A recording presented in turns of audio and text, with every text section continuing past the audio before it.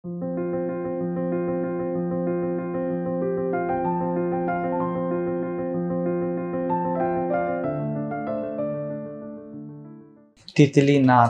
বলছেন, জিদ্দ কৃষ্ণমূর্তি ডিজায়ারকে বুঝতে বলে থাকেনি, ডিজায়ারকে বোঝা কি এটাই?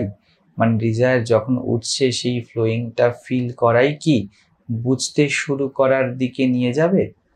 বেশিরভাগ ক্ষেত্রে আমরা কন্ডেম করি বা ভেসে চলে যাই ডিজায়ার্স এর সাথে। একটু যদি বুঝিয়ে বলেন। ডিজায়ার এই বাসনা বা কামনা, যা ইচ্ছা বলা হোক,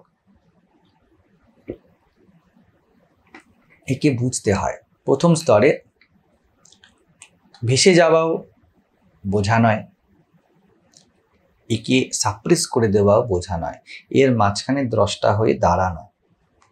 দ্রষ্টাই কিন্তু একমাত্র জীবনকে আবিষ্কার করতে পারে।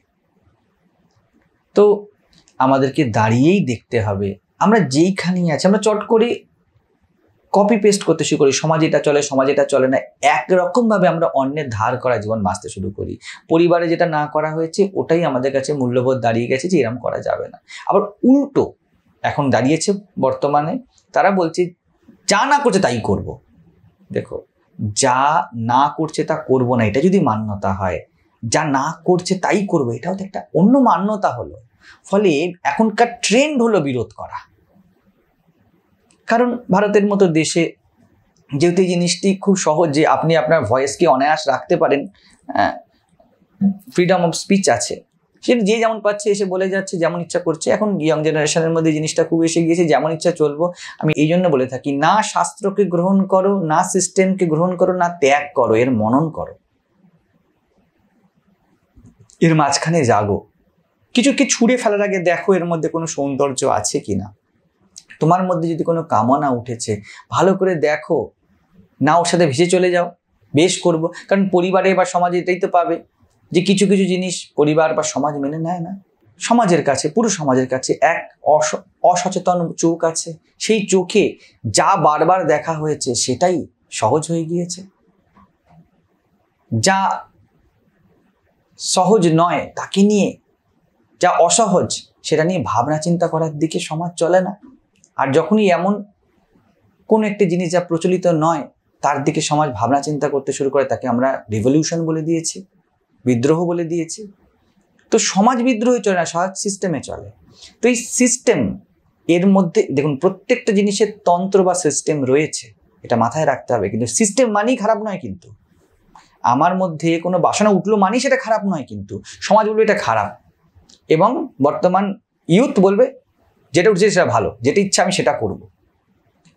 অবশ্যই ব্যক্তিগত স্তরে স্বাধীনতা খুব সুন্দর, এবং প্রত্যেকে, স্বামীজিও বলে স্বাধীনতা প্রথম সূত্র প্রগতির। কিন্তু আমাকে ভালো করে মনন করে দেখতে হবে যে আমি আমার স্বাধীনতাকে ব্যবহার করছি, না স্বাধীনতার আবরণে আমি পরাধীনতাকেই ফ্রি ফ্লো করে দিচ্ছি। আমার যেটা ইচ্ছা সেটা আমি করব, এটা তো আমি আমার বাসনার গোলামি করলাম। কিন্তু বলছি আমি কাউকে মানি না, আমি স্বাধীন। সত্যি আপনি স্বাধীন? তাহলে এক্ষুনি যেটা সংকল্প করলেন পরক্ষণে সেটা সংকল্প ত্যাগ করে দেখান। যেটা মনে করছেন ভালো তাকে ভালো মন্দ থেকে বাইরে গিয়ে দেখান। আপনি বললেন যে এইদিকে যাব, তুমি আমাকে না করেছো কেন ডান দিকে যেতে, আমি ডান দিকেই যাব।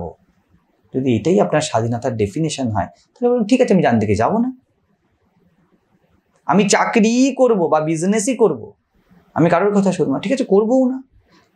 আপনি জগৎ থেকে তো স্বাধীন হবেন, কিন্তু নিজের কাছে পরাধীন হয়ে থেকে যাবেন।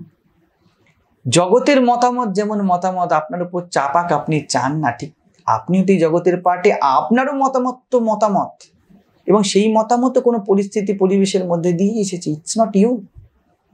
আরো কেন্দ্রে প্রবেশ করা, জিদ্দ কৃষ্ণমূর্তি ওটাই বলেন যখন বলে যে বাসনাকে বোঝা, তার অর্থই এটা। বাসনা বা আমাদের মধ্যে যখন ডিজায়ার উঠছে, তুমি তার সাথে যদি ভেসে চলে যাও, দুটোই ভেসে চলা কিন্তু, হ্যাঁ আমরা আলোচনা করলাম যে হ্যাঁতে হ্যাঁ বলাও ভেসে যাওয়া, নাতে না বলাও ভেসে যাওয়া, নিজের ইচ্ছার সাথেও ভেসে যাওয়া, অন্যের মতামতের সাথেও ভেসে যাওয়া, দুটোই ভেসে যাওয়া। ঠিক আছে, ওর সাথে ভেসেও যেও না, আবার এটাকে সাপ্রেসও করে দিল, আমি এটা ভাববো না, এই বিরোধে দাঁড়িয়ে যেও না। এর মাঝখানে তুমি জাগো, জেগে তুমি দেখো রিয়েল নেসেসিটি অফ লাইফ এই মুহূর্তে কি, জীবন এই মুহূর্তে কি দাবি করছে। জীবনের দাবি বড় প্রমিনেন্ট হয় এবং তার সাথে এটা বলো জীবনের দাবি বড় সহজ সাধ্য হয়, সুলভ হয়। সত্যি তোমার যা চাই তা পুরো ইউনিভার্স তোমার জন্য তৈরি করে রেখেছে। তোমার মধ্যে যদি সত্যি কোনো জেনুইন ডিজায়ার ওঠে, যেন সেটি ইউনিভার্সাল ডিজায়ার, এবং সেটি পূরণ করার জন্য তোমাকে সংগ্রামের পাহাড় বইয়ে দিতে হবে না, পাহাড় ভাঙতে হবে না তোমাকে সংগ্রামের। এই যে জগতের মধ্যে যত দেখা যাচ্ছে যে প্রত্যেকে নিজে একটু রোজগার করতে, এটা করতে, সেটা করতে এত এফোর্ট, তাহলে এগুলি কি? বেশিরভাগ ক্ষেত্রে কি ব্যক্তিগত স্তরে কি সামাজিক ক্ষেত্রে আমাদের যে নিড, সেই নিডগুলোই বড় আনন্যাচারাল। আমাদের যে ভ্যালু, সেগুলো জীবনের ট্রু ভ্যালু নয়। আমরা যা চাইছি তা সত্যি সত্যি আমাদের চাহিদা নয়, এই জন্য এত এফোর্ট। কিন্তু প্রকৃতির দিকে তাকাও, পাখি যখন বাতাসে ওড়ে তখন এফোর্টলেসলি, ওটা তার নিড। প্রকৃতিতে পাখি না খেয়ে মরছে না, তাদের তো কালকে কি খাবো কোনো ঠিক নেই। প্রকৃতিতে কোনো গাছের জলের অভাব হয়ে যাচ্ছে না, মরুভূমিতে সেখানকার মতো গাছ জন্মায়, জলজ জায়গায় সেখানকার মতো গাছ জন্মায়, পাহাড়ে সেখানকার মতো জন্মায়। যা জীবনের নিড তা ঠিক সেরমভাবে চলে, সেরমভাবে জন্মাতে থাকে, সেরমভাবে এগাতে থাকে। ঠিক তেমনি যখন আমরা সাক্ষী হয়ে দাঁড়াবো, যখন আমরা বাসনাকে বুঝতে শুরু করব, তখন কিন্তু আমরা বুঝতে পারবো যে ট্রু সেন্সে এই মুহূর্তে আমার জীবনে কোন স্মেল উঠছে বা আমার জীবন কি চায়, এবং তার লক্ষণ হবে, তা বড় সহজ। আপনার প্রত্যেকে ফিল করতে শুরু করবেন, আরে এটা তো খুব ইজি ছিল। প্রত্যেকে শান্ত মহাপুরুষ এটাই দেখে, জীবন তো বড় সহজ ছিল। আমি শুধুমাত্র আমার ওই অহম বা ইগো বা ওই যে এক্ষুনি আমরা যে শব্দটি প্রয়োগ করলাম, যে আমরা বড় আনঅবজার্ভড ভাবে অনেক কিছুকে পিক আপ করে নিয়েছি জীবনে। এটা করতে হবে, ওটা করতে হবে, এইভাবে করতে হবে। এই যে যত ছুট, চাকরির জন্য ছুট, এটা কৃত্রিমভাবে সৃষ্টি করা। 100% জীবনে প্রত্যেকের ব্যবস্থা আছে, কিন্তু এটা কৃত্রিম মানসিকতা। আমরা বলবো কি, অবজেক্টিভ ভাবে দেখলে কিছু লোক সবকিছুকে কুক্ষিগত ইচ্ছে করতে। আপনি ভালো করে দ্রষ্টা হয়ে দেখুন, সুযোগ পেলে আপনিও তাই হয়তো করবেন, শুধু সুযোগের অপেক্ষা। যদি কাল থেকে চুরিকে বৈধ করে দেওয়া হয়, কে জানে কে না অন্যের ঘর থেকে জিনিস তুলে নিয়ে পালাবে। যা মনে করেন বাইরে বিকৃতি করছে, সেই বিকৃতি আপনার মধ্যেও আছে। আপনার মধ্যে থেকে যত তা সরতে শুরু করবে, আপনি যত সহজ হতে শুরু করবেন, যত আপনি সাক্ষী হতে শুরু করবেন, আপনি ততই গভীরভাবে জীবনকে বুঝতে পারবেন।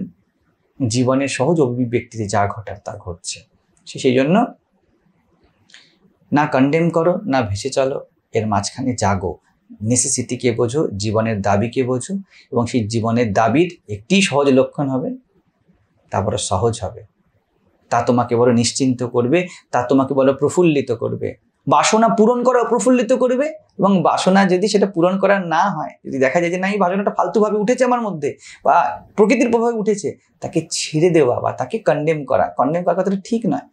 সংহত করা, সম্যক ভাবে তাকে রাখা, সংযম, সম্যকভাবে যত্ন করা বা তাকে রাখা বড় ইজি হবে। তোমার সংযমও বড় আনন্দদায়ক হবে, বা তোমার বাসনা ফুলফিল করাও বড় আনন্দদায়ক হবে। তো আমরা ভেবে নিই নাই ফুলফিল করতে হবে আর নাই সংযম করতে হবে, এই দুটোই করতে হবে। এর মাঝখানে জাগতে হবে। জাগার লক্ষণ হবে তোমার সন্ন্যাসও বড় আনন্দের, তোমার সংসারও বড় আনন্দের, তোমার খাওয়াও বড় আনন্দের, তোমার ব্যায়ামও বড় আনন্দের, তোমার রাত্রিবেলায় ঘুমানোও বড় আনন্দের, তোমার ভোরে ওঠাও বড় আনন্দের। তো এইটা সহজভাবে জীবনে এসে যদি যায়, তাহলে বোঝা যাবে যে আমরা বাসনাকে সাপ্রেস করে নিই। আমি জ্ঞানপীঠে চলতে চলতে বলেছি, আমার নিজের অভিজ্ঞতাতে আমি বলতে পারি, অন্তত পক্ষে নিজের সাথে, আর কারোরটা বলতে না পারলেও, আমি কন্ডেম করে চলিনি কখনো। আমি নিজের জীবনটিকে বড় সহজভাবে বেঁচেছি, সেই জন্য আমার জীবনের প্রতি কোনো অভিযোগ নেই। আমার জীবনের কি কোনো চেপে আর অভাবও নেই যে এটা পাইনি, এটা পেতে হবে, এই দুটোই নেই। যা পেয়েছি, যা আছে, তাকে আমি বড় কৃতজ্ঞতার সাথে গ্রহণ করি, কারণ আমি কন্ডেম করিনি। এবং আমি খুব আনন্দিত যে আমি দাঁতে দাঁত চেপে জীবনকে বাঁচিনি, না এখনো বাঁচছি। তাই আপনাদের প্রত্যেককে বলবো, তোমাদের সবাইকে বলবো, দাঁতে দাঁত চেপে না বাঁচার অর্থ কিন্তু এটা নয় যে আপনি নিজের বাসনার বা নিজের প্রকৃতির গোলামি করবেন। আমরা পুরো জগতের গোলামি ছেড়ে নিজের গোলামি করি এবং আমরা দেখি না যে আমি এই জগতের অংশ। হ্যাঁ, কাউকে সামনে থাপ্পড় মারে আর কাউকে তার ভাবনায় থাপ্পড় মারে, কাউকে সামনের ব্যক্তি চড় মেরেছে আর কাউকে তার চিন্তা মেরে রেখেছে, দুটোই মেরে রাখা। সেই জন্য যাকে আপনি আমি মনে করেন তার অনুধ্যান করে দেখুন, তাও আমি নয়, তাও এই মুহূর্তের সময়, পরিস্থিতি, প্রকৃতির নির্মাণ। সামনের ব্যক্তির কথাকে আপনি না বলে দেন কিন্তু নিজেকে না বলতে পারেন না, এর অর্থই হয়ে গেল আপনি ঘুরে ফিরে প্যাসিভলি প্রকৃতিরই গোলামি। এবং প্যাসিভ গোলামি কাটানো বড় মুশকিল হয়। কৃষ্ণমূর্তিজি এই প্যাসিভ গোলামি কাটানোর কথাও বলছেন, শুধু অ্যাক্টিভ তা নয়। আমরা স্থূল বুঝি, আমরা স্থূলের দাস, সেই জন্য আমরা একে সামনে দেখি, এই দেখো আমার কথা সামনে শুনবো না, সমাজ যা বলছে মানবো না, পরাধীনতার শৃঙ্খলকে ভেঙে দাও। কিন্তু আমরা দেখি না ভালোভাবে আমরা আমাদের বৃত্তির, আমাদের অভ্যাসের কত বড় গোলাম হয়ে আছে। তো এই দুই গোলামিকে ভেঙে আপনি জাগুন, এটাই জীবনের সৌন্দর্য বা জীবনের সূত্র।